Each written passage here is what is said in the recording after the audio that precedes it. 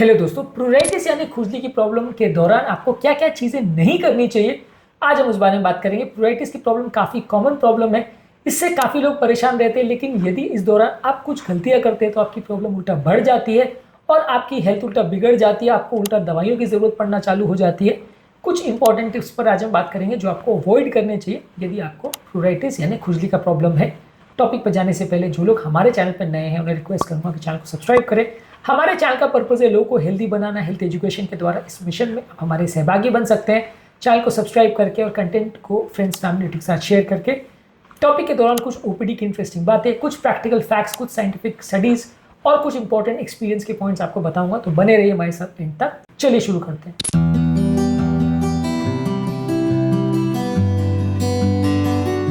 Pruritus यानी खुजली की प्रॉब्लम में हाथ पांव को खुजाना यानी स्किन को खुजाना, इचिंग करना, स्क्रैचिंग करना, ये सबसे बड़ा प्रॉब्लम है, जिसकी वजह से आपकी स्किन भी खराब हो जाती है, वहां पे इन्फेक्शन होने का चांस भी बढ़ता है, स्किन में सूजन भी बढ़ जाती है। ये एक विशियस साइकिल होता है जिसे इच स्क्रैच साइकिल बोलते हैं कि खुजली होती है, आप स्क्रैच करते हो और खुजली होती है, यानी बढ़ता चला जाता है। तो खुजली अगर आपको लग रही है तो उस दौरान यदि आप बार बार खुजाते हैं तो ये फायदे के बदले उल्टा नुकसान करता है। ऑब्वियसली कई बार ये एक अनकंट्रोलेबल चीज़ होती है जिसको आप पूरी तरह से कंट्रोल नहीं कर सकते, आप चाहते भी हो अवॉइड करना तो भी आप नहीं कर सकते। लेकिन हाँ, जितने ज़्यादा बार आप इच करोगे या खुजाओगे उतना ज़्यादा आपको प्रॉब्लम होगी। तो प्रूराइटिस के दौरान बहुत ज़्यादा ज़रूरी है कि आप खुजली ना करें और बार बार इचिंग के लिए अपने हाथों को जाने से रोकें उस जगह पर। जितना आप इसको अवॉइड करेंगे उतना आपकी हेल्थ के लिए अच्छा रहेगा। इसके अलावा आप रैंडम ओवर द काउंटर अगर क्रीम्स का प्रयोग करते हैं तो ये भी अच्छा नहीं है। कई लोग स्टेरॉइड के क्रीम्स बिना किसी से पूछे, बिना डॉक्टर को दिखाए, एक्जिमा के लिए, फंगल इन्फेक्शन के लिए लेने लगते हैं। कई तरह के इन्फेक्शन हैं, कई तरह की प्रॉब्लम्स हैं जो इस तरह की क्रीम लगाने से उल्टा बढ़ जाते हैं, आपको प्रॉब्लम ज़्यादा होगी। इसलिए स्टेरॉइड्स का मिसयूज मत करिए। 2011 में इंडियन जर्नल ऑफ डेमेटोलॉजी में बताया था कि सेल्फ प्रिस्क्रिप्शन अगर स्टेरॉइड का लोग लेते तो उल्टा उनकी कंडीशन को बिगाड़ता है। इसके अलावा कई लोग को कोई बीमारियों की वजह से अगर खुजली हो रही है, जैसे लीवर की प्रॉब्लम, किडनी की प्रॉब्लम, थायराइड की प्रॉब्लम या कैंसर्स, ये प्रॉब्लम की वजह से अगर खुजली हो रही है तो आप उसको अगर अवॉइड करोगे और बीमारी की जड़ तक नहीं पहुंचोगे तो आपको खुजली की बीमारी में फायदा नहीं मिलेगा। कितने भी आप एंटी एलर्जिक मेडिसिन लेते रहे आपको फायदा नहीं मिलेगा। इस तरह के पेशेंट अक्सर हमारे पास आते हैं जो खुजली की प्रॉब्लम लेके आते हैं और बाद में पता चलता है कि उनको लीवर फेलियर या किडनी फेलियर का प्रॉब्लम था।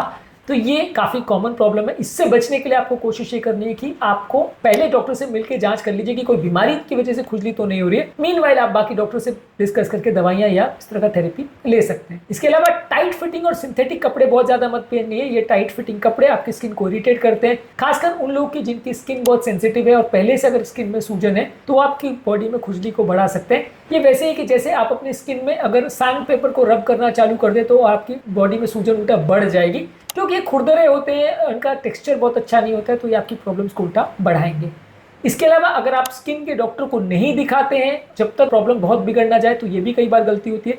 कई बार लोग इस तरह की भूलें करते हैं कि वो स्किन के डॉक्टर को दिखाना अवॉइड करते हैं, जिसकी वजह से अक्सर लोगों की हालत बिगड़ भी जाती है। तो यदि आपको खुजली का प्रॉब्लम है और वो ठीक नहीं हो रहा है और 2 हफ्ते से ज़्यादा से अगर खुजली आपको हो रही है तो डेफिनेटली आपको डॉक्टर को मिलना चाहिए। इसके बहुत सारे कारण हो सकते हैं और बिना जाने बिना समझे सिर्फ खुजली को कम करने वाली दवा कई बार इसका सोल्यूशन नहीं बन पाती है। इसके अलावा एक और कॉमन गलती जो लोग करते हैं कि हर खुजली को लोग मौसम की वजह से, प्रॉब्लम की वजह से मान लेते हैं। कई बार लोगों को ऐसा लगता है कि क्योंकि मौसम बदला है इसकी वजह से प्रॉब्लम हो रही है। कई ब्रेन की बीमारियां, कई मेटाबॉलिक बीमारियां, कई दवाई की वजह से भी खुजली हो सकती है।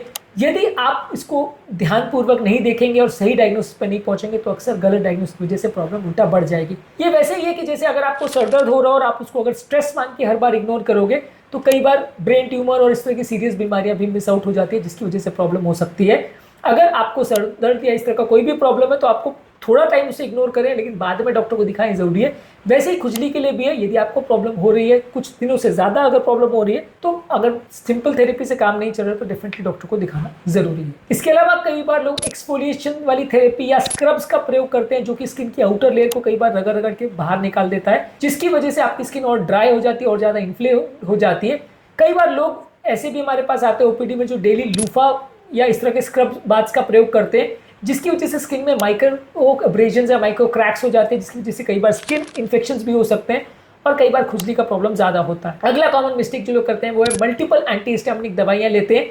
ओवर द काउंटर जो भी डॉक्टर बोलता है हर अलग अलग तरह की दवाइयाँ लेते हैं, जिसकी वजह से कई बार प्रॉब्लम होती है। 2020 में एक आर्टिकल पब्लिश हुआ था जिसने बताया था कि 36% पेशेंट ऐसे हैं जो जितना डोजेज रिकमेंडेड है उससे ज़्यादा दवाइयाँ ले लेते हैं, जिसकी वजह से दवाओं के साइड इफेक्ट भी होने लगते हैं, इसके अलावा कई बार लोग घरेलू नुस्खों पर भी बहुत ज़्यादा रिलाई करते हैं, ये भी एक बड़ी प्रॉब्लम है।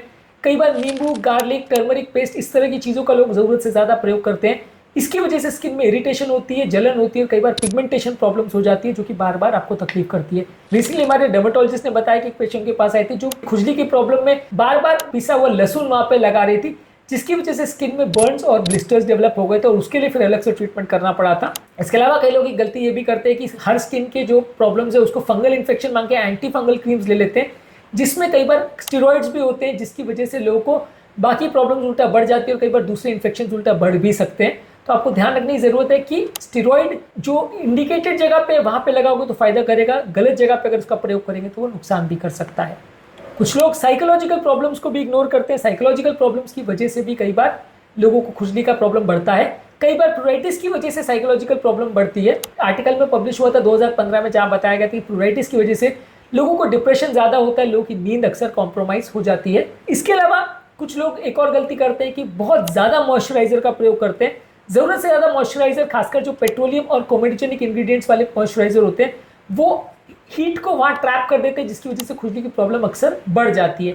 ये वैसे ही है कि जैसे पानी आप जरूरत से अगर ज्यादा देंगे तो फायदा नहीं करेगा, उल्टा पौधा उससे मर जाएगा।